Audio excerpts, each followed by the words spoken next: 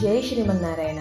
ఈరోజు మనం తిరుప్పావై దివ్య ప్రబంధంలోని 24వ పాసురంలోకి ప్రవేశిస్తున్నాం. నిన్నటి పాసురంలో గోపికల బృందం ఆ స్వామిని అలా సింహంలా టీవీగా నడిచివచ్చి ఈ సింహాసనం మీద కూర్చోమని అడగగా ఆ శ్రీకృష్ణ పరమాత్మ అలానే నడిచివచ్చి ఆ సింహాసనంపై కూర్చున్నప్పుడు ఆ దివ్యమంగళ సౌందర్యాన్ని వీరంతా కూడా మనసారా చూసి ఆనందించి తన్మయత్వంతో ములిగి తేలిపోయారు.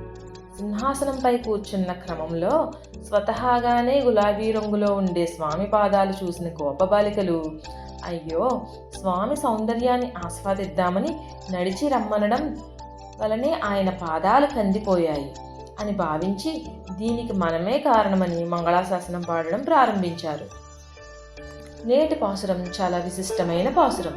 ఈ పాసురాన్ని మంగళాశాసన పాసురం, అలాగే పోత్తి పాసురం అని కూడా అంటారు. ఆ స్వామికి మంగళాశాసనాలు అందించడమే పోత్తి అన్నమాట.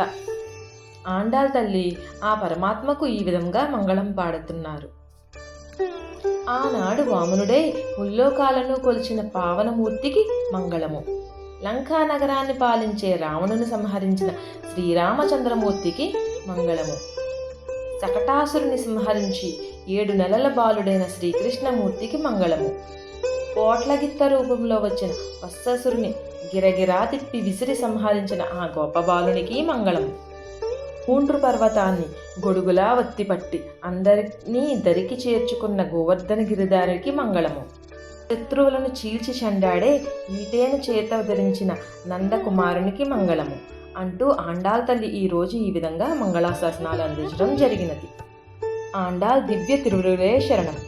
పాసురానుగుణంగా ఈరోజు శ్రీరామచంద్రమూర్తి బాలకృష్ణుడు వామన పాదాలతో ఆండాళ్ వారి జడ నరసాపురం శ్రీ ఆదికేశవ ఎంబేరమన్నారు కోవెలలో గోదాదేవికి అలంకరించబడి ఉన్నది.